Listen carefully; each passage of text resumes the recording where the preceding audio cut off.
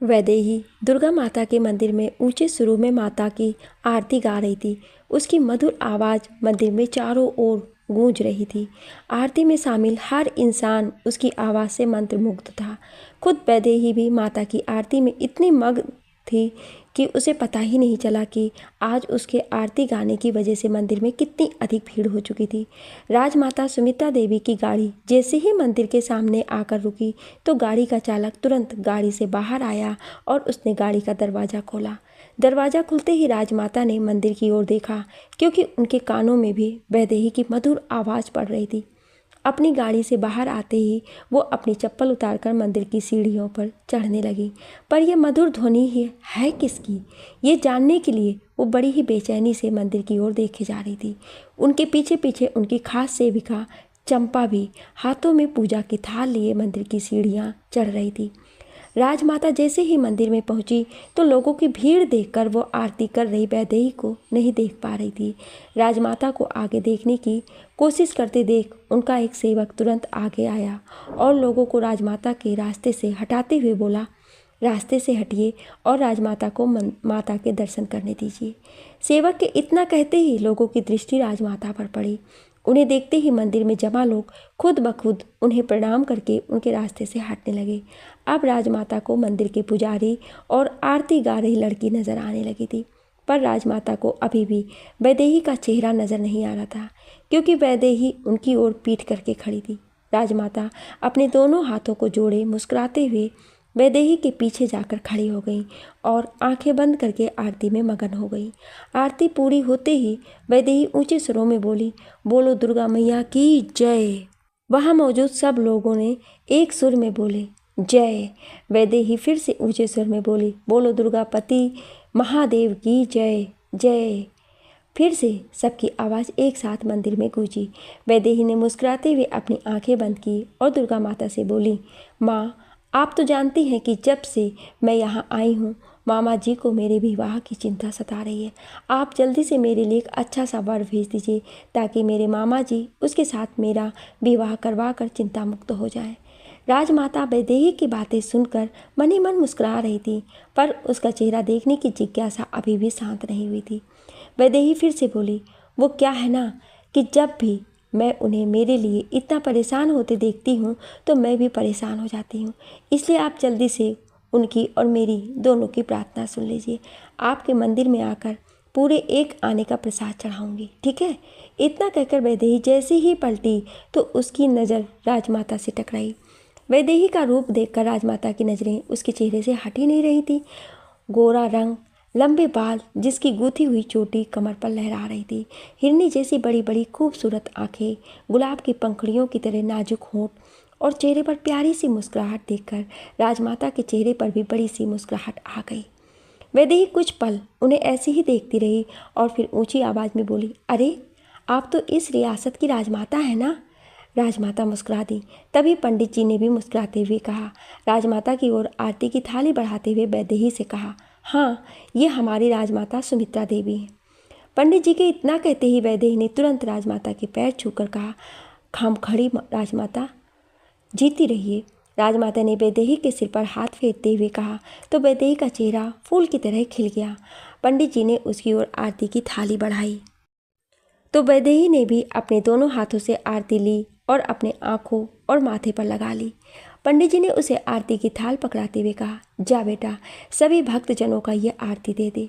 वैदेही ने सिर हिलाया और आरती की थाली लेकर सबको आरती देने लगी, पर राजमाता की नज़रें अभी भी उस पर ही थी। तभी पंडित जी बोले, राजमाता, आज आप बहुत दिनों बाद मंदिर में पधारी हैं, आपका स्वास्थ्य तो ठीक है था ना। राजमाता ने वैदेही से दृष्टि हटाई और पंडित जी की ओर देखकर बड़ी ही शालीनता से बोली, हमारा स्वास्थ्य ठीक है पंडित जी, हम लंदन गए थे। आप तो जानते ही हैं कि हमारे बेटे कुंवर रणधीर सिंह इन दिनों लंदन में अपनी पढ़ाई कर रहे हैं, तो बस उनसे मिलने का मन किया और हम उनसे मिलने लंदन चले गए थे। इतना कहकर राजमाता ने अपनी सेविका के हाथों से पूजा की थाल ली और पंडित जी को देते हुए फिर से बोली, उनके लिए ही पूजा करवाने यहाँ आए हैं, जी लाइए। पंडित जी ने इतना कहते हुए थाली ली और उसमें रखी सामग्री से माता की पूजा करने लगे। राजमाता ने अपने दोनों हाथों को माता रानी के सामने जोड़ा और मन ही मन बोली, आपका बहुत बहुत धन्यवाद माता रानी। लगता है हमारी तलाश आज यहाँ आपके मंदिर में आकर ख़त्म हो गई है। अपनी बहू बनाने के लिए जैसी लड़की की तलाश हमें थी, ये लड़की ठीक वैसी ही है। हमें आज ही इसके बारे में पता करना होगा। राजमाता ने इतना कहकर अपनी आंखें खोली और फिर से वैदेही को देखने लगी। तभी पंडित जी पूजा की थाल लिए उनके पास आए और बोले, राजमाता ले लीजिए आपकी पूजा की थाली। राजमाता की सेविका ने आगे बढ़कर तुरंत थाली ले ली। तभी राजमाता ने वैदेही की ओर देखकर पंडित जी से पूछा, पंडित जी ये लड़की कौन है? राजमाता, ये मेरी बहन की बेटी वैदेही है। इसके पिता तो सालों पहले ही गुजर गए थे और मेरी बहन भी 2 महीने पहले गुजर गई। अकेली लड़की को किसके भरोसे छोड़ता? मेरे अलावा इसका कोई है भी तो नहीं है, इसलिए इसे अपने साथ यहाँ ले आया। अब बस इसके लिए कोई अच्छा सा लड़का मिल जाए तो इसके हाथ पीले करके गंगा नहा लो। पंडित जी ने दुखी होकर कहा। पंडित जी की बातें सुनकर राजमाता मन ही मन बहुत खुश हुई, पर उन्होंने अपनी खुशी पंडित जी के सामने जाहिर नहीं होने दी और पंडित जी से बोली, अब हम चलते हैं पंडित जी। खम्मा घड़ी घड़ी खम्मा राजमाता। पंडित जी के इतना कहते ही राजमाता वैदेही को देखते हुए मंदिर से बाहर आईं और सीढ़ियों से नीचे उतरते हुए मंद मंद मुस्कुराने लगीं। वो आकर अपनी गाड़ी में बैठी और अपने सेवक सेविका के साथ महल की ओर चल दी। वो जैसे ही राजमहल पहुंची तो एक दरबान ने आकर उनकी गाड़ी का दरवाज़ा खोला। राजमाता गाड़ी से बाहर आते ही दरबान से बोली, दीवान जी को हमारे कमरे में भेजिए अभी। जी राजमाता। दरबान के इतना कहते ही राजमाता तेजी से अपने कमरे की ओर बढ़ने लगी। उनकी आंखों के सामने से अभी भी वैदेही का चेहरा जा ही नहीं रहा है और उसकी मधुर आवाज़ अभी भी उनके कानों में गूंज रही थी। वो जैसे ही अपने कमरे में पहुंची तो उनकी सेविका चंपा भी उनके साथ ही उनके कमरे में आई। राजमाता कुर्सी पर बैठी और बिना चंपा की ओर देखे बोली, तुम जाओ और दीवान जी के आते ही उन्हें हमारे कमरे में भेजो। जी राजमाता। इतना कहकर चंपा वहाँ से चली गई। राजमाता अभी भी वैदेही के बारे में सोच रही थी।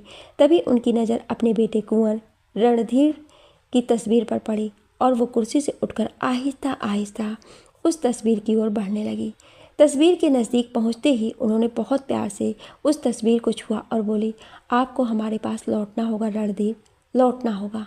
हम बहुत जल्द आपको फिर से इस राजमहल में वापस ले आएंगे और वो भी बहुत धूमधाम से गाजे बाजे के साथ। इतना कहकर राजमाता तस्वीर को छूकर मुस्कुरा दी। तभी चंपा वहाँ आकर बोली, राजमाता दीवान जी आपसे मिलने की इजाज़त चाहते हैं, अंदर भेजो उन्हें और जब तक हम उनसे बातें कर रहे हैं आप किसी को भी अंदर नहीं आने देंगी, फिर चाहे वो कोई भी क्यों ना हो, समझिए आप? राजमाता ने अकड़ के साथ कहा। चंपा ने आहिस्ता से हाँ में अपना सिर हिलाया और चली गई। राजमाता बड़ी बेचैनी से दीवान जी का इंतजार करने लगी। खम्मा घड़ी राजमाता। दीवान जी ने राजमाता के सामने हाथ जोड़कर बड़ी ही नम्रता के साथ कहा। राजमाता उनकी ओर बढ़ी और बोली, खड़ी खम्मा दीवान जी, आइए बिराजिए। दीवान जी वहीं रखी एक कुर्सी पर बैठ गए। राजमाता भी उनके सामने रखी कुर्सी पर बैठी और सोच में पड़ गई। उन्हें परेशान देखकर दीवान जी ने पूछा, क्या बात है राजमाता, आप थोड़ी चिंतित लग रही हैं? राजमाता ने परेशान होकर दीवान जी की ओर देखा और बोली, जब से हमारा देश आज़ाद हुआ है और सभी छोटी बड़ी रियासतों को एक कर दिया गया है, हमारे हर पल बस यही डर लगा रहता है कि कहीं हमारी रियासत भी हमसे छीन ना ली जाए। हाँ राजमाता, जब से आप लंदन से लौटी हैं हमें भी यही चिंता सताने लगी, पर समझ नहीं आ रहा है कि हम हमारी रियासत को कैसे सरकार के अधीन जाने से बचाएं। दीवान जी ने परेशान होकर कहा। उनकी बातों ने राजमाता की चिंता और बढ़ा दी। वो अपनी कुर्सी से उठी और टहलते हुए कुछ सोचने लगी। दीवान जी उन्हें इस तरह परेशान देखकर बहुत दुखी थे। राजमाता ने दीवान जी की ओर देखकर कहा, दीवान जी आज हम दुर्गा माँ के मंदिर में पंडित जी की भांजी वैदेही से मिले। उस बच्ची को देखते ही हमारे मन में उसे इस राजमहल की बहू बनाने की लालसा जाग उठी है और हमने ये फैसला किया है कि हम उन्हें बहू बनाकर इस राजमहल में ज़रूर लेकर आएंगे। पर राजमाता ये कैसे संभव है? दीवान जी ने उठकर इतना कहा ही था कि राजमाता ने उन्हें टोकते हुए कहा, कुछ मत कहिए दीवान जी, क्योंकि आप और हम दोनों जानते हैं कि रणधीर अब कभी लंदन से भारत नहीं लौटेंगे। इस रियासत को बचाने का अब सिर्फ एक ही रास्ता बचा है कि हमारी बहू इस राजमहल में आकर हमें इस रियासत का वारिस दे, और इसके लिए हमने वैदेही को अपनी बहू बनाने का फैसला कर लिया है। ये सुनकर दीवान जी बोले, ठीक है राजमाता, अगर आपने फैसला कर ही लिया है तो ये शादी जल्द से जल्द हो जानी चाहिए, क्योंकि इस रियासत पर अपना हक जमाने के लिए हमारे कुछ अपने ही लोग गिद्ध की तरह नज़र गड़ाए हुए हैं। आप लंदन टेलीफोन पर बात कर लीजिए, तब तक हम पंडित जी के घर उनकी भांजी का रिश्ता लेकर जाने की तैयारी करवाते हैं। ये सुनकर राजमाता मुस्कुरा दी। दीवान जी ने उनके सामने हाथ जोड़े और चले गए। उनके जाते ही राजमाता ने फिर से रणधीर की तस्वीर की ओर देखकर पूछा, ऐसा क्यों किया आपने बेटा, क्यों किया? आप हमारी इकलौती संतान हैं। अगर आप यहाँ नहीं लौटे तो हमारे लिए इस रियासत को बचाना मुश्किल हो जाएगा। आपके पिता महाराज इस दुनिया से जाते वक्त ये रियासत हमें बड़े भरोसे के साथ सौंप गए थे, पर हम अपनी जिम्मेदारी ठीक से नहीं निभा पाए। आपको विलायत पढ़ने के लिए भेजना हमारी सबसे बड़ी भूल साबित हुई, पर हम हमारी इस भूल की सज़ा इस रियासत के लोगों को कभी भुगतने नहीं देंगे। हम आपके काका साहब को उनके इरादों में कभी कामयाब नहीं होने देंगे, फिर चाहे उनके इरादों को कामयाब करने के लिए हमें किसी भी हद तक क्यों ना जाना पड़े। हम जाएंगे और अपनी रियासत को दुश्मन से बचाकर ही दम लेंगे, फिर चाहे इस जंग में हमें हमारे प्राणों की आहुति ही क्यों ना देनी पड़े, हम पीछे नहीं हटेंगे। वैदेही अपने घर के आंगन में ज़मीन पर बैठी शाम की आरती के लिए दुर्गा माँ को चढ़ाई जाने वाली फूलों की माला बना रही थी। तभी उसके कानों में मोटर गाड़ी के रुकने की तेज़ आवाज़ सुनाई दी। उसने नज़रें उठाकर देखा तो उसके सामने राजमाता की मोटर गाड़ी खड़ी थी, जिसमें से मोटर गाड़ी का चालक बाहर आया और उसने राजमाता के बाहर आने के लिए दरवाज़ा खोला। राजमाता जैसे ही अपनी गाड़ी से नीचे उतरी तो वैदेही ने फूलों की माला टोकरी में रखी और तुरंत उठकर दौड़ती हुई राजमाता के पास आई। उसने झुककर राजमाता के दोनों पैरों को दबाकर उनके पैर छुए और बड़ी ही शालीनता से बोली, खम्मा खड़ी राजमाता, आइए ना। दीवान जी गाड़ी से बाहर आकर बोले, बेटी हम पंडित जी से मिलना चाहते हैं, मिल सकते हैं? जी ज़रूर, आप बैठिए, मैं अभी मामा जी को बुला कर लाती हूँ। इतना कहकर वैदेही ने वहाँ खड़ी खाट को सीधा किया और दौड़कर घर के अंदर से एक साफ चादर ले आई। उसने चादर खाट पर बिछाई और राजमाता के सामने हाथ जोड़कर बोली, माफ़ कीजिएगा राजमाता, पर हमारे घर में मेहमानों के बैठने के लिए इससे अच्छा कोई बिछौना नहीं है, इसलिए अगर आप इस पर बैठेंगी तो हमारा मान बढ़ जाएगा।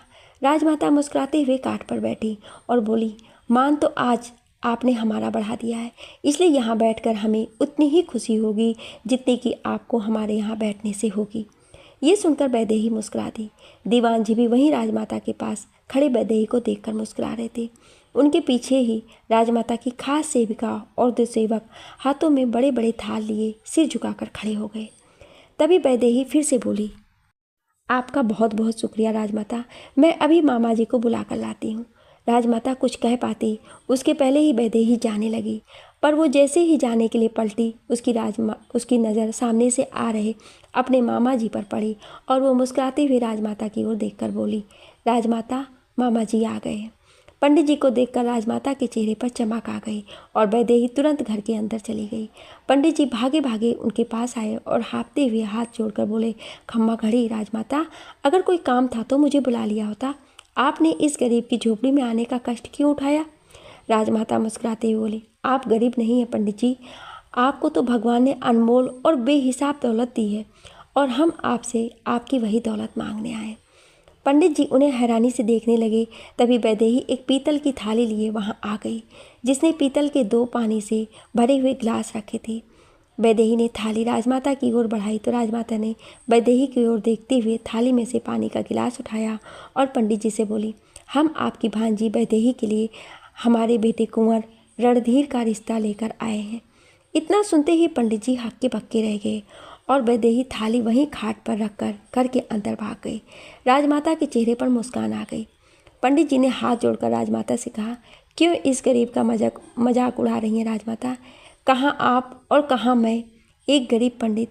मेरा तो घर भी लोगों की दान दक्षिणा से चलता है। हम मजाक नहीं कर रहे हैं पंडित जी, राजमाता ने खड़े होकर कहा। पंडित जी कुछ नहीं बोले, बस हाथ जोड़कर सिर झुकाए खड़े रह गए। वैदेही भी दरवाजे से झांक कर ये सब सुन रही थी। राजमाता 2 कदम चलकर पंडित जी के पास आई और मुस्कुराते हुए बोली, पंडित जी आप एक पंडित हैं, इसलिए आपसे बेहतर ये बात कोई नहीं जानता है कि एक स्त्री ही घर को स्वर्ग भी बना सकती है और नरक भी। इसलिए ही तो एक लड़की की शादी के लिए उसका परिवार उसके लिए एक ऐसी लड़की को तलाशता है जो सर्वगुण संपन्न हो। रणधीर सिर्फ हमारे बेटे नहीं बल्कि वो इस रियासत के कुंवर भी हैं, इसलिए उनके लिए एक सही लड़की का चुनाव करना हमारे लिए बहुत ज़रूरी है। और आपकी भांजी वैदेही में हमारे बेटे की पत्नी और इस रियासत की रानी बनने की सारी खूबियाँ हैं, इसलिए हम आपसे आपकी भांजी वैदेही को हमारे कुंवर रणधीर के लिए आपसे मांगने आए हैं। ये सुनकर वैदेही के चेहरे पर हल्की सी मुस्कुराहट आ गई और उसकी नज़र शर्म से झुक गई। राजमाता ने पंडित जी के सामने हाथ जोड़कर कहा, हमें बहुत खुशी होगी अगर आप इस विवाह के प्रस्ताव को स्वीकार कर लेंगे तो। ये आप क्या कह रही हैं राजमाता? यूँ मेरे सामने हाथ जोड़कर मुझे शर्मिंदा मत कीजिए। आपके प्रस्ताव को अस्वीकार करने की ना मैं हिम्मत कर सकता हूँ और ना अपनी बच्ची के भाग्य को ठोकर मार सकता हूँ। अगर उसके भाग्य में राज परिवार का हिस्सा बनना लिखा है तो मैं इस रिश्ते से इनकार करने वाला कौन होता हूँ? वैदेही आपकी ही बेटी है, आप जब चाहें उसे कुंवर जी की दुल्हन बनाकर ले जा सकती हैं। पंडित जी ने हाथ जोड़कर कहा। पंडित जी की हाँ सुनकर वैदेही का चेहरा शर्म से लाल हो गया और वो दरवाजे के पास ही खड़ी होकर मुस्कुराने लगी। राजमाता और दीवान जी की भी खुशी का ठिकाना नहीं रहा। राजमाता ने तुरंत अपनी सेविका को अपने पास आने का इशारा किया। सेविका हाथों में थाल लिए आगे आई तो राजमाता ने उस थाल पर रखा लाल कपड़ा हटाया और पंडित जी से बोली, ये हमारी ओर से वैदेही के लिए शगुन है। पंडित जी ने थाल की ओर देखा तो पूरी थाल सोने के जेवरात से भरी हुई थी। आसपास के लोग राजमाता को देखकर एक एक करके वहां जमा होने लगे थे। वैदेही का विवाह कुंवर जी से होने की बातें सुनकर सब लोग आपस में बातें कर रहे थे। बेचारे पंडित जी सर झुकाए खड़े थे। राजमाता फिर से बोली, हम ये सारा शगुन हमारी होने वाली बहू को खुद अपने हाथों से देना चाहते हैं। जरूर राजमाता, मैं अभी वैदेही को लेकर आता हूँ। इतना कहकर पंडित जी तुरंत अपने घर के अंदर आए। वैदेही दरवाजे के पास मिट्टी से बनी दीवार से सट कर खड़ी थी। उसकी नज़र शर्म से ऊपर ही नहीं उठ रही थी। पंडित जी ने बहुत प्यार से उसके सर पर हाथ फेरा और बोले, बहुत भाग वाली है तू लाडो, जो राजमाता खुद चलकर तुझे कुंवर जी के लिए मांगने आई हैं। चल। इतना कहकर पंडित जी वैदेही को बाहर लेकर आए। वैदेही को देखते ही राजमाता का चेहरा खिल गया। वो आगे आई। उन्होंने वैदेही की दोनों बाहें पकड़कर उसे खाट पर बैठाया और थाल में से कुमकुम लेकर वैदेही के माथे पर लगाया। फिर हल्दी और अक्षत उसके माथे पर लगाकर एक लाल रंग की चुनर उसके सिर डालते हुए बोली, आप हमारी बहू बनने जा रही हैं। ये हमारी खुशकिस्मती है। आज से आप राजमहल की अमानत है, जिसे हम बहुत जल्द राजमहल में ले जाएंगे। शर्म के मारे वैदेही ना कुछ बोल पाई और ना ही अपनी नज़रें उठा पाई। राजमाता ने शगुन की थाल वैदेही के हाथों में रखते हुए फिर से कहा, ये हमारी तरफ से छोटा सा शगुन है हमारी बहू के लिए। राजमाता के इतना कहते ही वैदेही ने थाल खाट पर रखी और उठकर राजमाता के पैर छुए। राजमाता ने उससे सिर पर हाथ रखकर आशीर्वाद देते हुए कहा, हमेशा खुश रहिए। वैदेही के उठते ही राजमाता ने फिर से वैदेही को बहुत प्यार से देखा और फिर दीवान जी की ओर देखकर बोली, बेटी, ये सिर्फ हमारे दीवान जी नहीं हैं बल्कि हमारे स्वर्गवासी पति के अच्छे मित्र भी हैं और हम इन्हें अपना भाई मानते हैं, इसलिए इनके पैर छूकर आशीर्वाद लीजिए, क्योंकि इनका आशीर्वाद आपके लिए बहुत ज़रूरी है। राजमाता ने इतना ही कहा तो वैदेही ने तुरंत दीवान जी के पैर छू लिए। दीवान जी ने वैदेही के सिर पर हाथ रखकर आशीर्वाद देते हुए कहा, भगवान आपको लंबी उम्र दे। वैदेही शर्माते हुए अंदर चली गई। उसके अंदर जाते ही राजमाता ने पंडित जी की ओर देखा और बोली, आप वैदेही के विवाह की चिंता मत करिएगा। ये विवाह राजमहल में पूरी शान शौकत से होगा।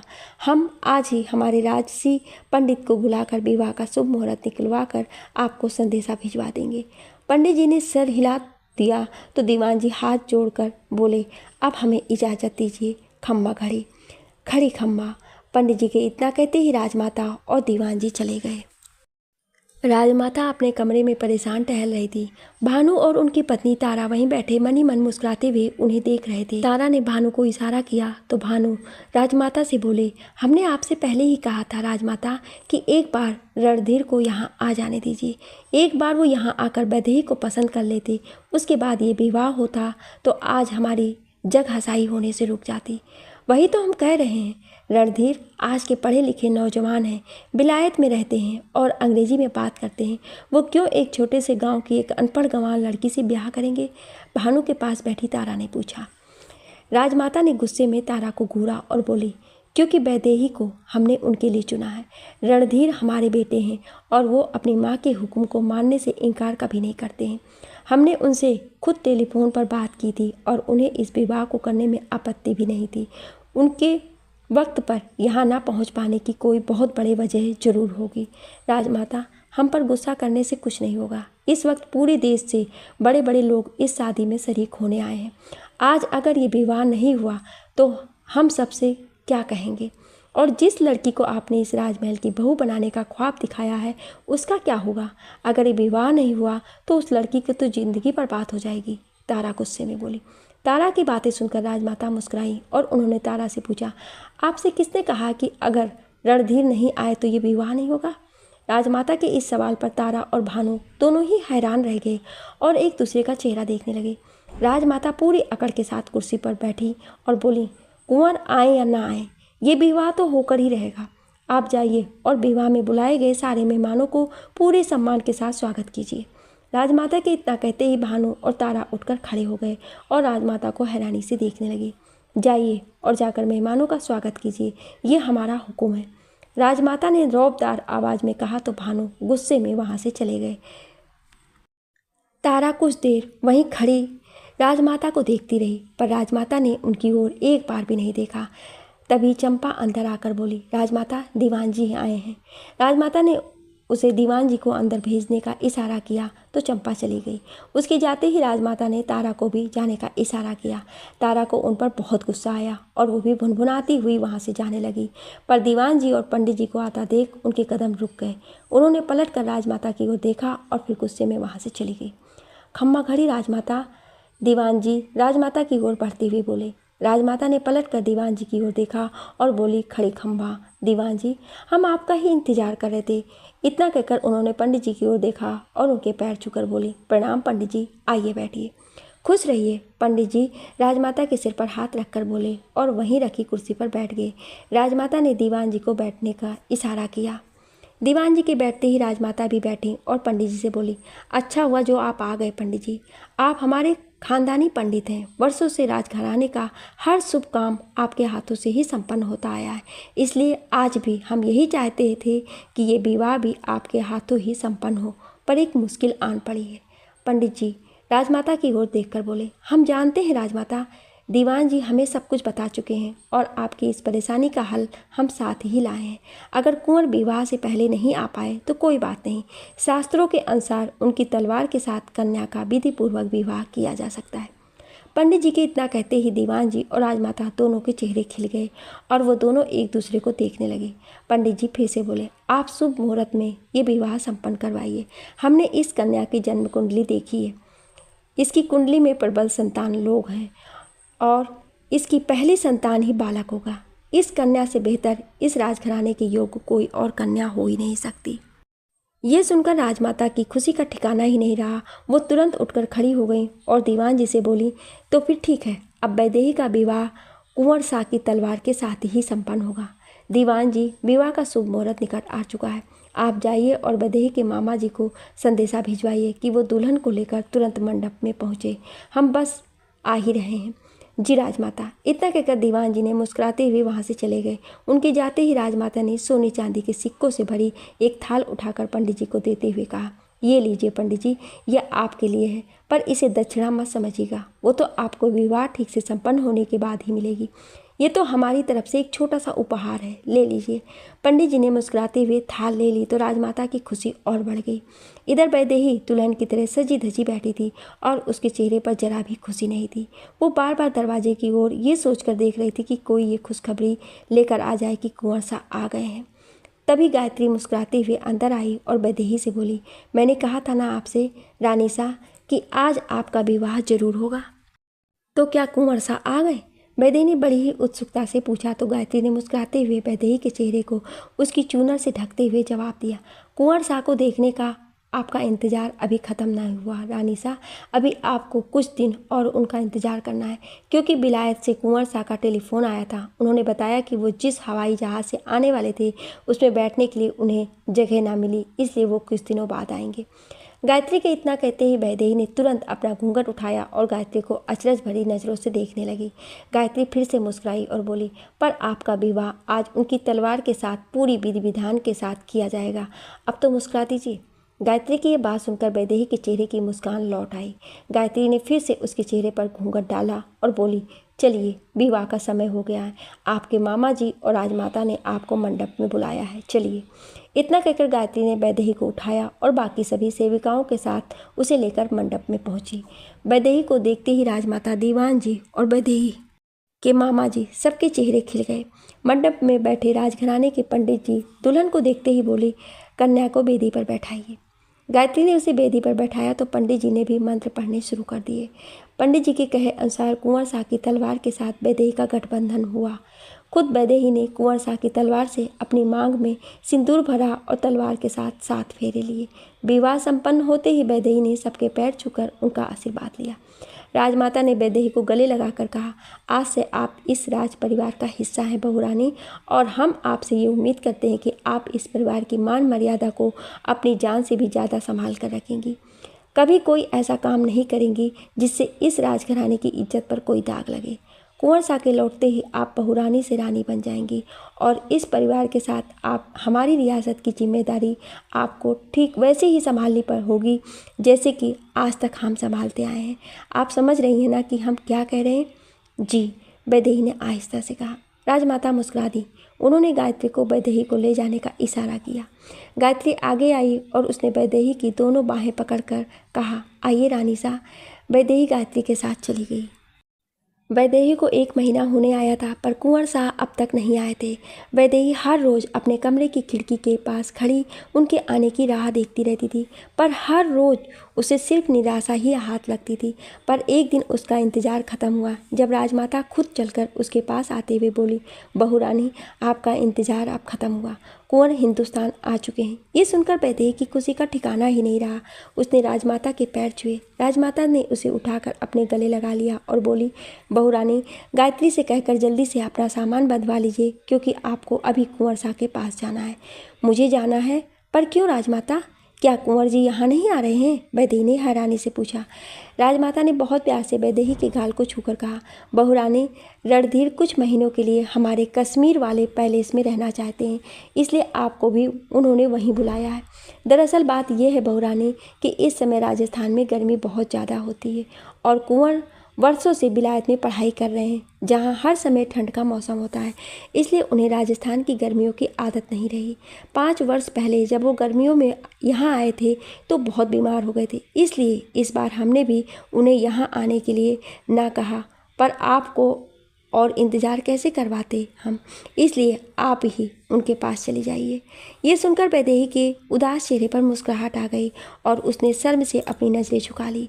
राजमाता भी मुस्कुरा दी और बोली, आप जाइए उनके पास, हम भी बहुत जल्द अपना काम काज निपटा कर वहीं आएंगे और फिर हम अपने बेटे और बहुरानी से साथ कश्मीर की सैर करेंगे। वैदेही फिर से मुस्कुरा दी।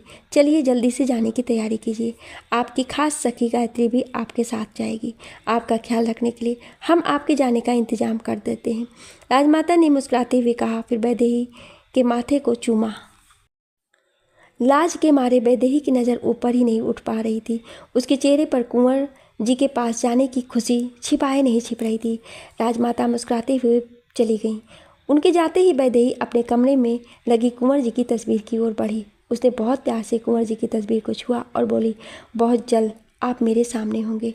पता नहीं जब मैं आपको अपनी आंखों के सामने देखूंगी तो लाज के मारे आपसे कुछ कह पाऊंगी या नहीं, और मुझे अपने सामने देखकर ना जाने आप मुझसे क्या कहेंगे। इतना कहकर वैदेही ने ऊपर आसमान की ओर देखा और फिर से बोली, हे ठाकुर जी, अब आपको ही मुझे संभालना होगा। कहीं नींद को देखकर मैं खुशी के मारे बेहोश होकर ज़मीन पर ही ना गिर पड़ूं। तभी गायत्री वहां आकर बोली, आप चिंता ना करें रानी सा, मैं आपको संभाल लूँगी। गायत्री की आवाज़ सुनकर वैदेही उसके पास आई और उसने पहले उसे गले लगाया और फिर खुशी से उसे गोल गोल घुमाते हुए बोली, आज मैं बहुत खुश हूँ गायत्री, बहुत खुश। खुश तो होंगी ना आप, आपको कुंवर शाह ने जो बुलाया है। गायत्री मुस्कुराते हुए बोली। वैदेही ने उसके गाल को चूमा और मुस्कुराते हुए बोली, हाँ, पर हमारी प्यारी सखी भी हमारे साथ ही चलेंगी। अब तुम जल्दी से अपना सामान बांध लो, राजमाता ने कहा है कि हमें आज ही निकलना है। गायत्री ने मुस्कुराते हुए अपना सिर हिलाया और चली गई, पर वैदेही वहीं खड़ी कुंवर जी की तस्वीर देखकर शर्म से लाल हुई जा रही थी। सांझ हो चुकी थी और राजमाता अपने कमरे में परेशान टहल रही थी। उन्हें परेशान देखकर कमरे में रोशनी कर रही चंपा बोली, राजमाता, रानी शाह तो कुंवर शाह से मिलने के लिए निकल गई हैं। उनके वहाँ पहुँचते ही सब ठीक हो जाएगा। और फिर यहाँ भी कोई नहीं जानता कि कुंवर शाह से मिलने रानी शाह कहाँ गई हैं। इतना सुनते ही राजमाता ने आसपास देखा और बोली, आहिस्ता बोलिए चंपा, क्योंकि दीवारों के भी कान होते हैं। हम नहीं चाहते कि दुश्मनों को ये बात पता चले कि बहू रानी कहाँ गई हैं। भानु, बस इतना जानते हैं, रणधीर हिंदुस्तान आ चुके हैं, पर वो कहाँ हैं ये वो नहीं जानते, पर पता लगाने की कोशिश जरूर कर रहे हैं। और अब वो रियासत हासिल करने के लिए फिर से हमारे बेटे बहू के साथ कोई साजिश करेंगे। इसलिए हमने बहू रानी को रणधीर के पास भेजने वाली बात किसी को पता नहीं चलने दी। सिर्फ हमारे भरोसेमंद लोग ही जानते हैं कि बहू रानी कहाँ गई हैं। बस एक बार बहू रानी सही सलामत वहाँ पहुँच जाए तो हम चैन की सांस ले पाएँ। राजमाता, मैं अभी ठाकुर जी के आगे दिया जलाकर आती हूँ। उनके रहते अब कुछ गलत नहीं होगा। चंपा इतना कहकर जाने लगी तो राजमाता ने उसे रोकते हुए कहा, रुकिए चंपा, अपने बच्चों के लिए ठाकुर जी के आगे दिया हम खुद जलाएंगे। चंपा मुस्कुरा दी। राजमाता मंदिर की ओर बढ़ने लगी। मंदिर में पहुंचते ही उन्होंने ठाकुर जी के सामने हाथ जोड़े और घंटी बजाकर वहीं बैठ गईं। उन्होंने अपने हाथों से ठाकुर जी के सामने घी का दीपक जलाया। इधर कश्मीर की एक पहाड़ी पर बने एक बड़ी खूबसूरत से पैलेस के सामने आकर मोटर चालक ने अपनी गाड़ी रोक दी तो पैलेस के दरबार ने आकर तुरंत मोटर गाड़ी का दरवाज़ा खोला। दरवाज़ा खुलते ही वैदेही और गायत्री गाड़ी से बाहर आए। उन्हें देखकर कुछ सेवकियां भी वहां आ गईं। वैदेही ने अपने दोनों हाथों से अपना घूंघट थोड़ा सा ऊपर उठाकर पैलेस को देखा और बोली, इतना बड़ा महल? ये तो हमारे महल जितना ही बड़ा लग रहा है। गायत्री मुस्कुराते हुए उसके पास आकर बोली, हाँ रानी साहब, ये महल भी उतना ही बड़ा है जितना हमारा राजस्थान वाला महल है। वैसे आप अपना घूंघट अब हटा सकती हैं, क्योंकि यहाँ ऐसा कोई नहीं है जिसके सामने आपको इतना लंबा घूंघट करना पड़े और लाज करनी पड़े। वैदेही ने शर्माते हुए कहा, नहीं गायत्री, यहाँ वो है तो मैं अपना घूंघट कैसे हटा सकती हूँ। गायत्री मुस्कुराने लगी और बोली, चलिए अंदर चलते हैं, कुंवर साहब आपका इंतजार कर रहे होंगे। गायत्री के इतना कहते ही एक सेवक वहाँ आकर वैदेही से बोला, आइए हुकुम, इस महल में आपका स्वागत है। वैदेही मुस्कुराते हुए अपने आंखों में हजारों सपने लिए महल के अंदर जा रही थी। उसका दिल जोर जोर से ये सोचकर धड़क रहा था कि आज वो अपने पति से मिलने वाली है, उन्हें पहली बार अपनी आंखों से देखने वाली है। यही सब सोचते हुए वो पैलेस के अंदर आई। अपने घूंघट में से वो महल की भव्यता देख रही थी। जमीन पर बिछे महंगे कालीन, बड़े बड़े झूमर और सजो सजावट के कीमती सामान देखकर वैदेही पलकें झपकाना भी भूल गई। तभी एक सेवक आकर बोला, आइए हुकुम, मैं आपको आपका कमरा दिखा देता हूँ। वैदेही ने सिर हिलाया और उसके पीछे चल दी। गायत्री भी उसके साथ ही थी। सेवक एक बड़े से दरवाजे के बाहर आकर रुका। उसने दरवाज़ा खोला और वैदेही से बोला, हुकुम, यह आपका कमरा है। ये सुनकर वैदेही की धड़कनें और तेज हो गईं। गायत्री ने वहीं सिर झुकाए खड़ी एक सेविका से पूछा, कुंवर सा कहाँ है? उन्हें संदेशा भिजवाइए कि रानी शाह यहाँ आ गई हैं और उनसे मिलना चाहती हैं। सेविका सिर झुकाकर बोली, कुंवर शाह तो शिकार पर गए हैं, उन्हें आने में वक्त लगेगा। रानी साहब, आप थोड़ा आराम कर लीजिए, मैं आपके लिए चाय ले आती हूँ। सेविका के इतना कहते ही गायत्री तुरंत बोली, ठीक है, पर कुंवर शाह के आते ही रानी शाह को खबर कर देना और रानी शाह का सामान उनके कमरे में भिजवा दो। जी। इतना कहकर सेविका वहाँ से चली गई। उसके जाते ही एक दूसरी सेविका वहाँ आकर गायत्री से बोली, आइए, आपको आपका कमरा दिखा देती हूँ। सेविका के इतना कहते ही गायत्री ने वैदेही के कंधे पर हाथ रखकर कहा, आप अपना कमरा देख लीजिए और थोड़ी देर आराम भी कर लीजिए। सफ़र करके आई हैं, थक गई होंगी, मैं थोड़ी देर में आती हूँ। वैदेही ने सिर हिला दिया तो गायत्री मुस्कुराते हुए सेविका के साथ चली गई। उसके जाते ही वैदेही अपने कमरे में आई। उसने अपना घूंघट हटाया तो देखा कि उसका ये कमरा पहले वाले कमरे से भी ज़्यादा बड़ा था। वो अपनी नज़रें घुमाकर कमरे को देखने लगी। तभी उसकी नज़र खिड़की पर पड़ी। वो तुरंत खिड़की के पास आई और उसने खिड़की खोली। खिड़की खोलते ही जो नज़ारा उसकी आंखों के सामने था, उसे देखकर उसकी आंखें फटी की फटी रह गईं। ऊंची ऊंची बर्फ़ की वादियों के बीच उसे सारा शहर नज़र आ रहा था। शाम का ढलता हुआ सूरज उसकी आंखों के सामने आहिस्ता आहिस्ता बर्फ़ की पहाड़ी की गोद में समा रहा था। खिड़की से आ रहे तेज़ हवा के झोंकों से वो सिहर गई, पर उसके चेहरे पर मुस्कान आ गई। वो पलटकर फिर से अपने कमरे को देखने लगी और फिर पलंग की ओर बढ़ी। पलंग पर बैठते ही वो खुद से बोली, वैदेही, ये तेरा कमरा है? मतलब कुंवर जी का कमरा भी यही होगा? वो यही इसी बिस्तर पर सोया करते होंगे? इतना कहकर वो मुस्कुराने लगी और बिस्तर पर लेट गई।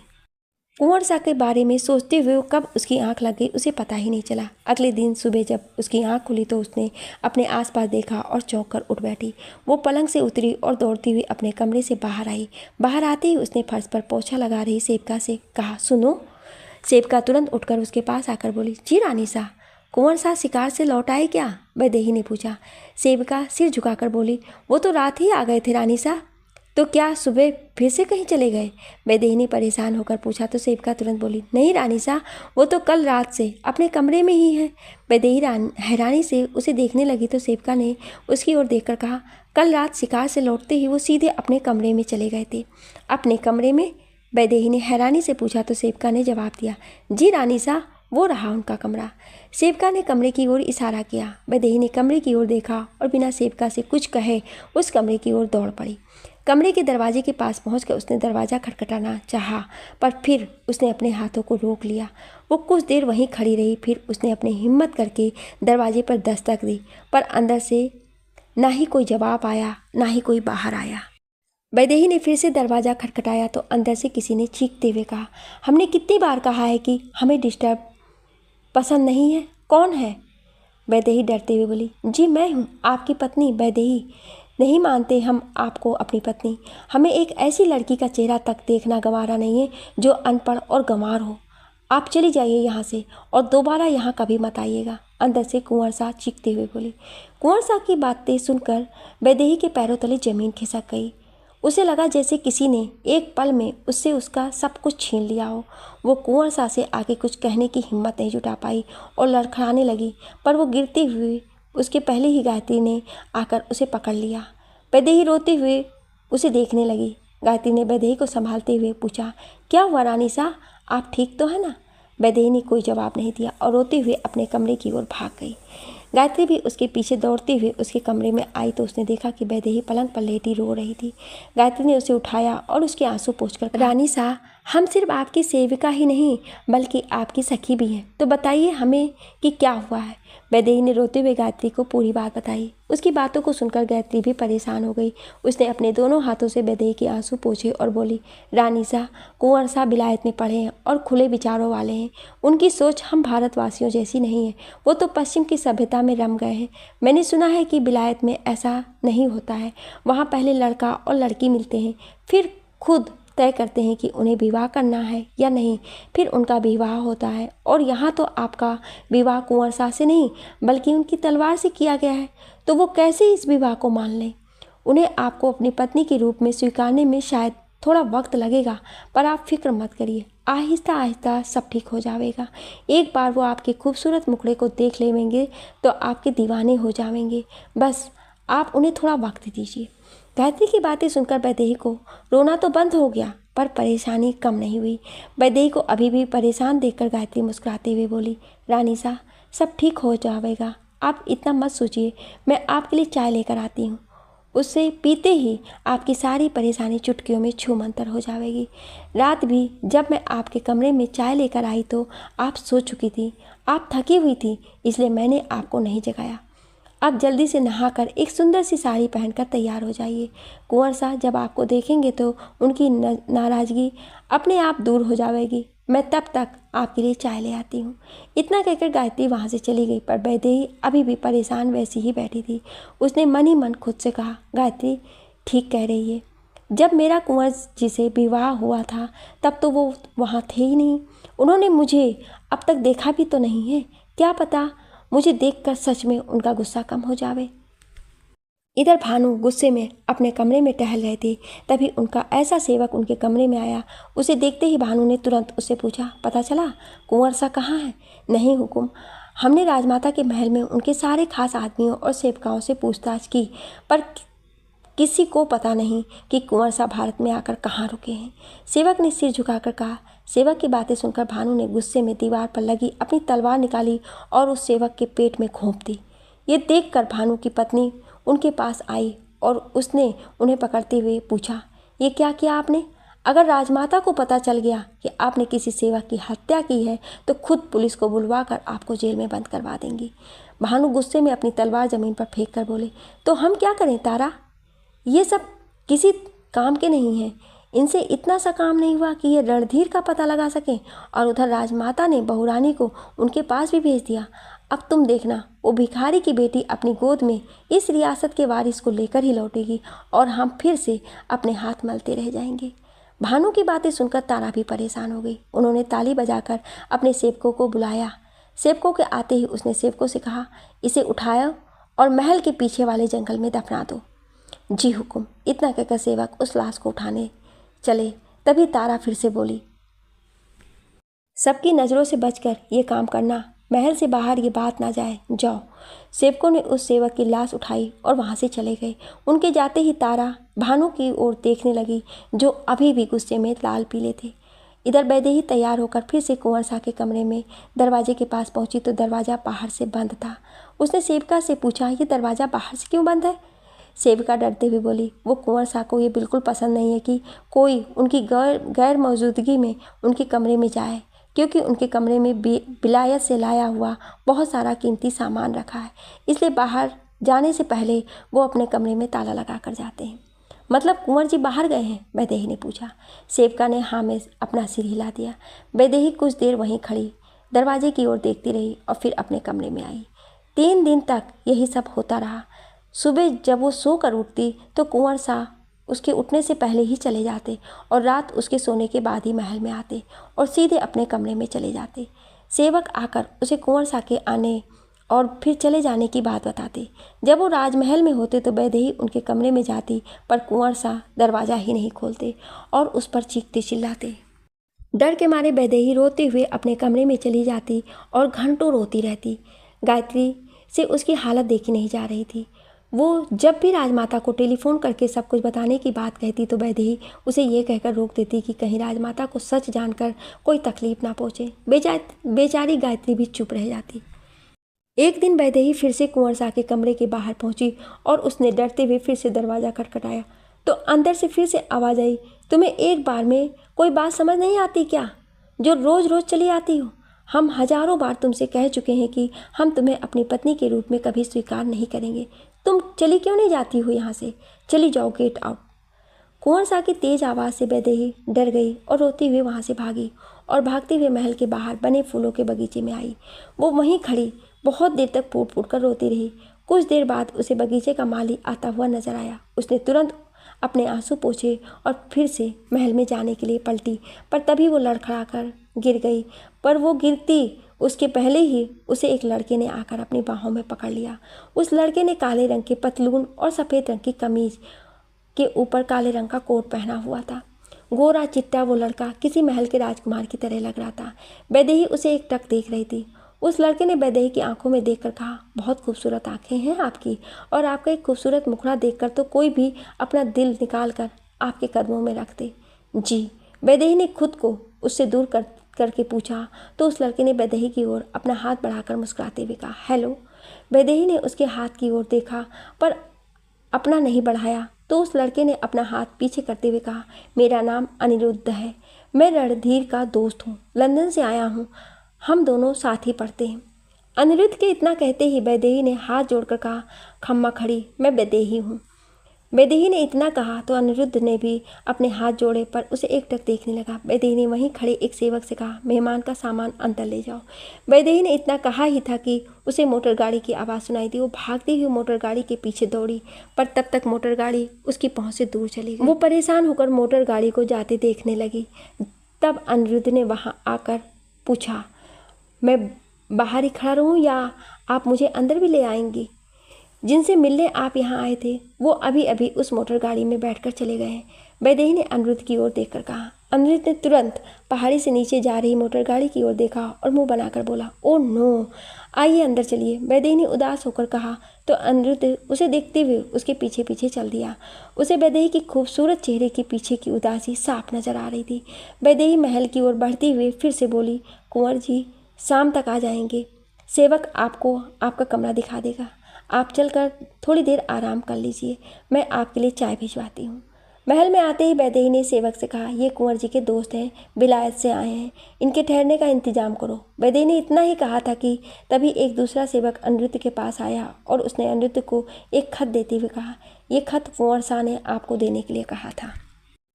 अनिरुद्ध ने खत लिया तो वैदेही उसे हैरानी से देखने लगी। अनिरुद्ध ने खत को खोल कर पढ़ा और फिर खत को हिलाते हुए मुंह बनाने लगा। वैदेही अभी भी उसे घूर रही थी। अनिरुद्ध ने जैसे ही वैदेही को खुद को घूरते हुए देखा तो बोला, रणधीर राजमाता के आदेश पर जम्मू चले गए हैं। राजमाता ने उन्हें वहाँ केसर के निर्यात पर नज़र रखने के लिए भेजा है। 1 सप्ताह में लौट आएंगे। मुझे यहीं रुकने के लिए कहा है।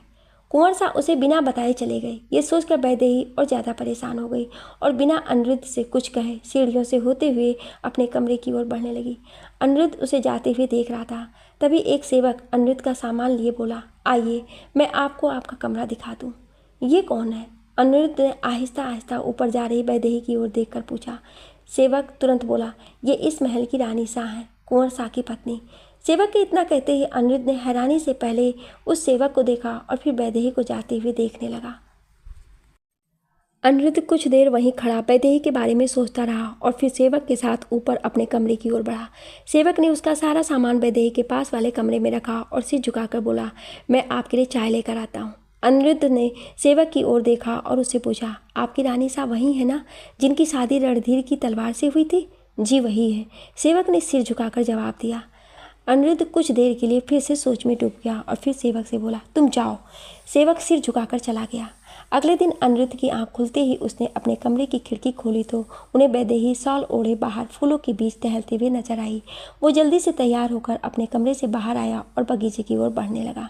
तभी एक सेवक चाय की ट्रे हाथों में थामे उनके सामने आकर बोला, हुकुम, मैं आपके लिए चाय लेकर आपके कमरे में ही आ रहा था। मेरी और रानी सा की चाय बाहर बगीचे में ले आओ। इतना कहकर अनिरुद्ध तेज तेज कदमों से बगीचे की ओर बढ़ने लगा। वो जैसे ही बगीचे में पहुंचा तो उसने देखा कि वैदेही एक कुर्सी पर अकेली बैठी कुछ सोच रही थी। अनिरुद्ध के कदम रुक गए। तभी सेवक चाय लेकर आ गया। अनिरुद्ध ने उसके हाथों से चाय की ट्रे ली और बोला, तुम जाओ। सेवक चला गया। अनिरुद्ध मुस्कुराते हुए वैदेही की ओर बढ़ते हुए बोला, सुबह सुबह चाय पीने से उदासी पल भर में छूमंतर हो जाती है और चेहरे पर ताजगी भी आ जाती है। अनिरुद्ध की आवाज़ सुनते ही वैदेही ने उसकी ओर देखा और हल्की सी मुस्कान के साथ बोली, हम सुबह की चाय पी चुके हैं, तो 1 कप मेरे साथ भी पी लीजिए। इतना कहकर अनिरुद्ध ने ट्रे टेबल पर रखी और वैदेही के सामने वाली कुर्सी पर बैठ गया।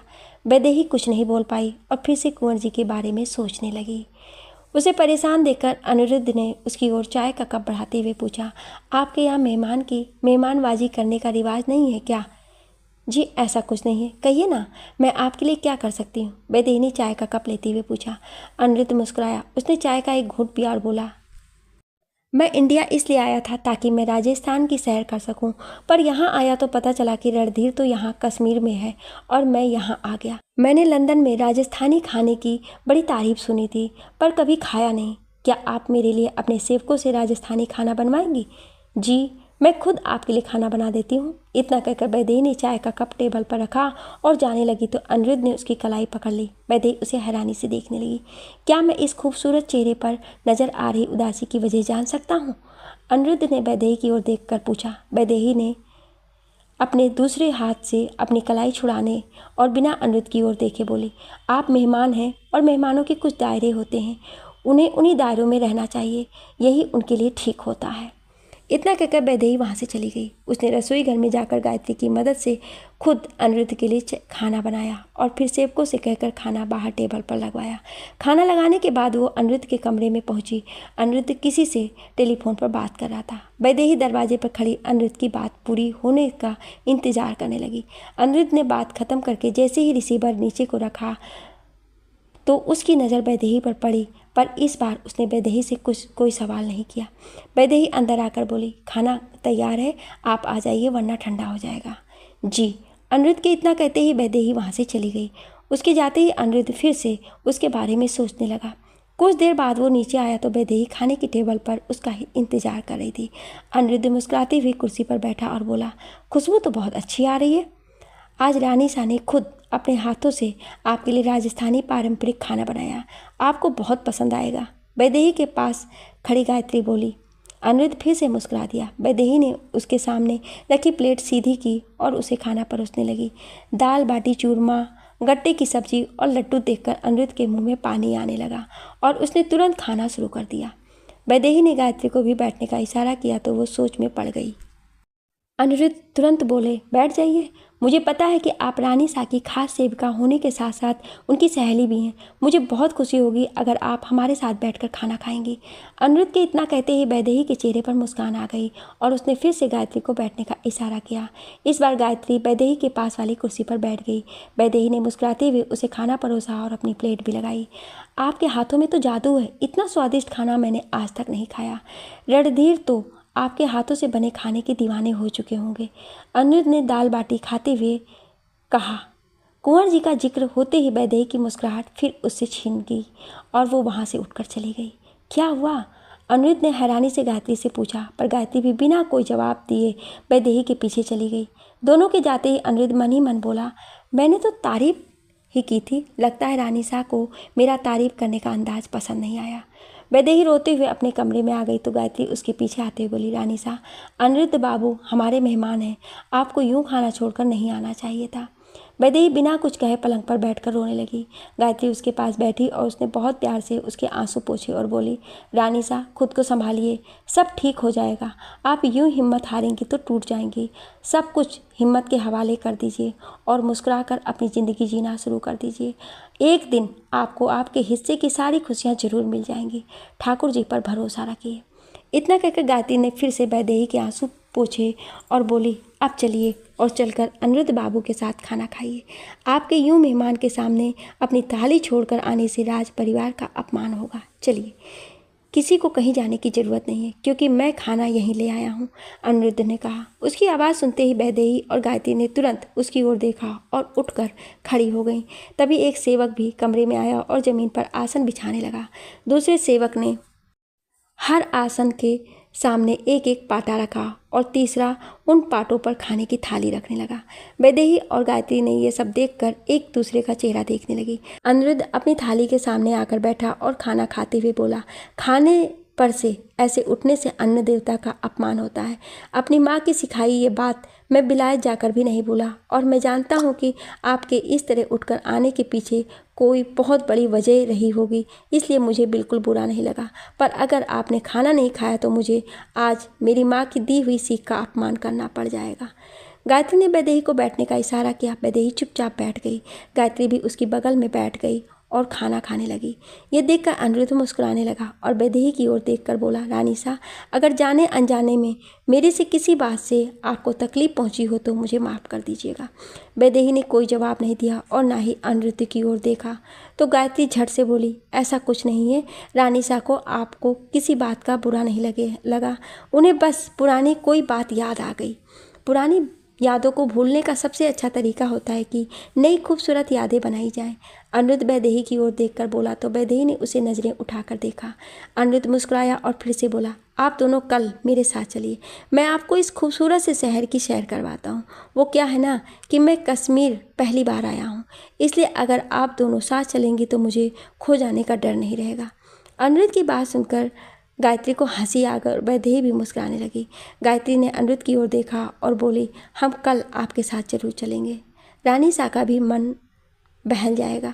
गायत्री ने इतना कहा तो वैदेही उसे घूरने लगी। ये देखकर अनिरुद्ध फिर से बोला, अपनी सहेली को मत घूरिए रानी सा, वो आपके बारे में सोच रही है, इसलिए प्लीज़ चलने से इनकार मत कीजिएगा।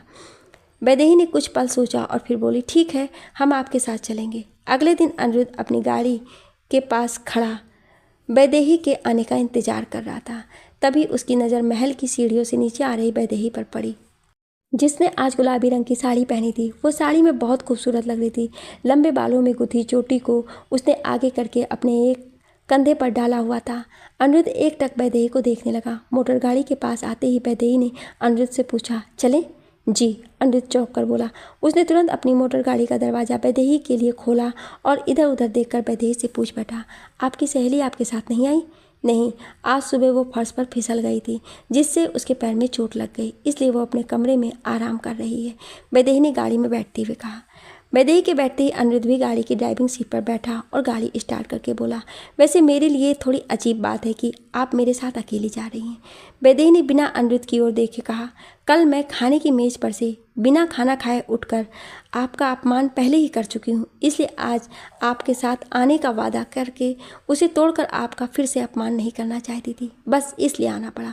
और वैसे भी आप हमारे खास मेहमान हैं और हमारे देश में मेहमान भगवान होते हैं, उनका अनादर नहीं किया जाता है। वैदेही की बातें सुनकर अनिरुद्ध मुस्कुराने लगा और गाड़ी चलाते हुए बोला, रानी सा, अगर आप थोड़ा मुस्कुरा देंगी तो मुझे लगेगा कि आप अपनी खुशी से मेरे साथ आ रही हैं। मैं आपको गन पॉइंट पर अपने साथ नहीं ले जा रहा। Gun point? वैदेही ने अनिरुद्ध की ओर देखकर हैरानी से पूछा। अनिरुद्ध मुस्कुराते हुए बोला, मेरा मतलब था बंदूक की नोक पर। अनिरुद्ध के इतना कहते ही वैदेही के चेहरे पर मुस्कान आ गई। उसे मुस्कुराता देख अनिरुद्ध भी मुस्कुरा दिया। 1 घंटे के सफ़र के बाद अनिरुद्ध वैदेही को एक ऐसी जगह ले आया जो चारों ओर बर्फ से घिरी हुई थी। वैदेही ने इतनी खूबसूरत जगह पहले कभी नहीं देखी थी। वो उस जगह को देखकर बहुत खुश हुई और बोली, ये जगह तो वैसी ही है जैसी मेरी माँ मुझे परियों की कहानी में बताया करती थी। ऐसी जगह सच में होती है, ये मुझे आज पता चला।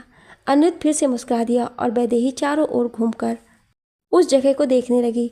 तभी उसका पैर बर्फ पर फिसल गया और वो गिरने लगी। अनिरुद्ध ने उसे गिरने से बचाने के लिए उसका हाथ पकड़ लिया, पर ना वो खुद को संभाल सका और ना ही वैदेही को। दोनों एक दूसरे की बाहों में बर्फ पर लुढ़कते हुए समतल बर्फ पर आ गिरे। अनिरुद्ध वैदेही के बहुत करीब था और वो बिना पलके झपकाए उसकी आंखों में देख रही थी। अनिरुद्ध ने वैदेही के चेहरे से बर्फ हटाने के लिए जैसे ही उसे छुआ, वैदेही ने अपनी आंखें बंद कर ली। अनिरुद्ध के छूने से वो कांपने लगी और अनिरुद्ध भी बहुत प्यार से उसे देखने लगा। वैदेही ने आहिस्ता से अपनी आंखें खोली, फिर से अनिरुद्ध को देखने लगी। उसने भी अनिरुद्ध के बालों में लगी बर्फ हटाने के लिए अपना हाथ आगे बढ़ाया, पर फिर उसे अचानक याद आया कि वो कुंवर शाह की पत्नी और अनिरुद्ध बाबू उसके पति के दोस्त हैं। उसने तुरंत अनिरुद्ध को धक्का मारा और उठकर खड़ी हो गई। अनिरुद्ध भी छेंप गया और उठकर बोला, मुझे लगता है कि यहाँ बहुत ठंड है, आप बीमार पड़ जाएंगी, चलिए यहाँ से चलते हैं। वैदेही बिना कुछ कहे जाने लगी, पर फिर से बर्फ में उसका पैर फंस गया और वो लड़खड़ाने लगी, पर अनिरुद्ध ने उसे पकड़ लिया।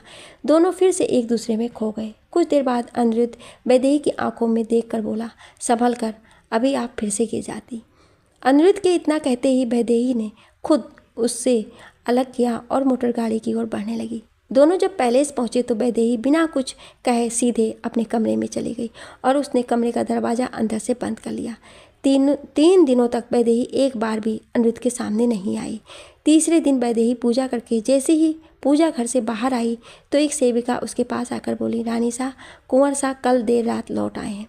कुंवर शाह के आने की बात सुनते ही वैदेही के चेहरे पर चमक आ गई। वो दौड़ती हुई कुंवर शाह के कमरे के बाहर पहुंची और उसने फिर से दरवाज़ा खटखटाया तो अंदर से आवाज़ आई, कौन है? कुंवर जी, मैं हूँ वैदेही। वैदेही ने बड़ी आस के साथ जवाब दिया, पर अंदर से फिर से गुस्से में चीखने की आवाज़ आई, तुम फिर आ गई? कुंवर जी के चीखने की आवाज़ सुनकर अपने कमरे में सो रहा अनिरुद्ध तुरंत उठकर बाहर आया तो उसने देखा कि वैदेही रणधीर के कमरे के बाहर खड़ी रो रही थी। तभी कुंवर शाह के चीखने की फिर से आवाज़ आई, हर रोज़ हम तुमसे यही कहते हैं कि हम तुम्हारा चेहरा भी नहीं देखना चाहते, नफरत करते हैं हम तुमसे, फिर भी तुम रोज़ चली आती हो। ये शादी हमारी मर्जी के खिलाफ हुई है, इसलिए हम इस शादी को नहीं मानते हैं। नहीं हो तुम हमारी पत्नी, चली जाओ यहाँ से और प्लीज़ दोबारा मत आना, क्योंकि ना हम तुम्हें देखना चाहते हैं और ना ये चाहते हैं कि तुम हमें देखो। इतनी नफरत है हमें तुमसे, चली जाओ यहाँ से, get out of here. Vaidehi खड़ी फूट फूट कर रो रही थी। तभी उसकी नज़र अनिरुद्ध पर पड़ी। अनिरुद्ध को देखते ही वो रोती हुई वहाँ से भाग गई। अनिरुद्ध गुस्से में रणधीर के कमरे की ओर बढ़ा, पर वो जैसे ही दरवाजे पर दस्तक देने लगा उसकी नज़र महल से बाहर भाग रही वैदेही पर पड़ी। वो भी वैदेही के पीछे दौड़ा। वैदेही रोते हुए महल से बहुत दूर आ गई और एक पेड़ के तने को पकड़कर रोने लगी। रोते रोते हुए उसी तने को पकड़कर ज़मीन में बैठ गई। अनिरुद्ध भागता हुआ वहाँ आया और कुछ देर वैदेही को ऐसे रोते हुए देखता रहा, फिर हिम्मत करके आगे बढ़ा। उसने वैदेही के दोनों कंधों को पकड़ा और उसे खड़ा किया। वैदेही बिना उसकी ओर देखे उसके सीने से लगकर रोने लगी। अनिरुद्ध ने भी उसे सहारा दिया और बोला, हौसला रखिए रानी सा, सब ठीक हो जाएगा। अनिरुद्ध की आवाज़ सुनकर वैदेही तुरंत उससे दूर हो गई और घबराकर बोली, माफ़ कीजिएगा, हमें लगा कि गायत्री है। कोई बात नहीं, मुझे लगा कि शायद आपको किसी के सहारे की ज़रूरत होगी, इसलिए मैं आपके पीछे चला आया। अनिरुद्ध बोला। वैदेही ने अपने आंसू पोंछे और अनिरुद्ध से पूछा, आप कुंवर जी से मिले? अनिरुद्ध परेशान होकर बोला, जी, कल रात वो मुझसे मिलने मेरे कमरे में आए थे। आप शायद सो चुकी थी। ये सुनकर कि कुंवर जी अनिरुद्ध से मिले हैं, वैदेही को बहुत बुरा लगा, पर उसने खुद को संभाल लिया और बोली, चलिए, मैं अपने पति से नाम सही, पर कम से कम आप तो अपने दोस्त से मिल लिए। सुनकर खुशी हुई, आइए महल चलते हैं। इतना कहकर वैदेही फिर से महल की ओर बढ़ने लगी। अनिरुद्ध भी उसके साथ ही चल रहा था, पर उसने सारे रास्ते वैदेही से कोई बात नहीं की। दोनों जैसे ही महल पहुँचे तो अनिरुद्ध गुस्से में रणधीर के कमरे की ओर बढ़ा, पर कमरे के दरवाजे पर ताला लगा देखकर उसने वहीं सफाई कर रहे एक सेवक से पूछा, रणधीर के कमरे पर ताला क्यों है? वो कुंवर साहब कुछ दिनों के लिए फिर से जम्मू चले गए हैं। उनका वहाँ का काम अभी ख़त्म नहीं हुआ है। वो यहाँ बस आपसे मिलने आए थे। इतना कहकर सेवक फिर से अपना काम करने लगा। अपने कमरे के बाहर खड़ी वैदेही ने जब सेवक की ये बात सुनी तो रोते हुए अपने कमरे में आ गई। अनिरुद्ध भी वैदेही के पीछे उसके कमरे में आया और वैदेही की बाँह पकड़कर गुस्से में बोला, आपको अपने हक के लिए आवाज़ उठानी चाहिए, क्योंकि रणधीर जो आपके साथ कर रहे हैं वो गलत है। वैदेही ने अपनी बाहें छुड़ाई और गुस्से में बोली, और आपको किसने हक दिया बार बार मुझे छूने का? अनिरुद्ध उसे हैरानी से देखने लगा। वैदेही फिर से बोली, कहा था मैंने आपसे कि आप इस महल के मेहमान हैं और आपको मेहमान बनकर ही रहना चाहिए। हमारे ज़्यादती मामलों में दखलंदाजी करने का आपको कोई हक नहीं है। हक है मुझे, क्योंकि मुझे आपसे मोहब्बत हो गई है। अनिरुद्ध ने वैदेही की आंखों में देखकर कहा। अनिरुद्ध के इतना कहते ही वैदेही के जैसे होश ही उड़ गए। वो एकटक अनिरुद्ध को देखने लगी। अनिरुद्ध ने वैदेही को दोनों बाहों पकड़ी और उसे अपने करीब लाकर बोला, सुना आपने, मोहब्बत हो गई है मुझे आपसे, ये जानते हुए भी कि आप मेरी दोस्त की पत्नी हैं। इतना सुनते ही वैदेही ने खुद को अनिरुद्ध से छुड़ाया और उसके गाल पर बहुत जोर से थप्पड़ मार दिया। अनिरुद्ध अपने गाल पर हाथ रखकर मुस्कुराते हुए उसे देखने लगा। वैदेही उसे मुस्कुराता हुआ देख हैरान हो गई और गुस्से में वहाँ से जाने लगी, पर अनिरुद्ध ने फिर से वैदेही की बाँह पकड़ ली और फिर उसे अपने करीब लाकर बोला, आज आपने मेरे दिल में आपके लिए मोहब्बत और गहरी कर दी है। चले जाइए यहाँ से, क्योंकि मुझे आपसे नफरत हो रही है। वैदेही ने अपनी बाँह छुड़ाकर कहा। अनिरुद्ध उसे अचरज भरी नज़रों से देखने लगा। वैदेही ने गुस्से में कहा, अपने दोस्त की पत्नी पर बुरी नज़र डालते हुए आपको लाज नहीं आई? मैं आपके दोस्त की पत्नी हूँ और आप मुझसे ऐसी गंदी बातें कर रहे हैं। अनिरुद्ध मुस्कुराते बोला, आप खुद को जिसकी पत्नी कह रही हैं उसने आज तक आपका चेहरा तक नहीं देखा और ना ही आपने उसे देखा है। यहाँ तक कि आपकी शादी भी उससे नहीं बल्कि उसकी तलवार से हुई है। अंग्रेजी कानून में ऐसी शादी नहीं मानी जाती है। शादी दो इंसानों और दो आत्माओं का मिलन होता है, और जैसी शादी आपने की है वो शादी नहीं बल्कि अपने आप को दिया धोखा है, और ये उस धोखे का ही नतीजा है कि रणधीर ने आपको अपनी पत्नी मानने से इनकार कर दिया है। वैदेही गुस्से में बोली, कुंवर जी ने मुझे अपनी पत्नी मानने से इनकार भले कर दिया हो, पर मैंने अपने मन से उन्हें अपना पति माना है, और एक ब्याहता औरत के जीवन में उसके पति के अलावा कभी कोई नहीं आ सकता है, समझे आप? अच्छा होगा जो आप आज ही यहाँ से चले जाएं, क्योंकि मुझसे आपको कभी प्रेम नहीं मिल सकता है। मोहब्बत तो आपको भी मुझसे हो ही गई है, और वही मोहब्बत छिपाने के लिए आप पिछले 3 दिनों से मेरे सामने नहीं आ रही। ये डर है आपको कि कहीं मैं आपकी आंखों में अपने लिए प्रेम ना देख लूँ। अनिरुद्ध ने अकड़ कर कहा तो वैदेही गुस्से में बोली, झूठ है ये, मुझे आपसे प्रेम नहीं है। ये सुनकर अनिरुद्ध मुस्कुराया और बोला, ये तो 1 घंटे में पता चल जाएगा। वैदेही उसे हैरानी से देखने लगी तो अनिरुद्ध वैदेही के करीब आया। उसने गुस्से में वैदेही की दोनों बाहें पकड़ी और उसकी आंखों में देखकर कहा, अगर अगले घंटे में आपने सामने वाली बर्फ की पहाड़ी पर आकर मुझसे अपने प्रेम का इकरार नहीं किया तो ठीक 1 घंटे बाद मैं उस पहाड़ी से नीचे खाई में छलांग लगा दूंगा। इतना कहकर अनिरुद्ध ने वैदेही को खुद से दूर धकेल दिया और गुस्से में वहाँ से चला गया।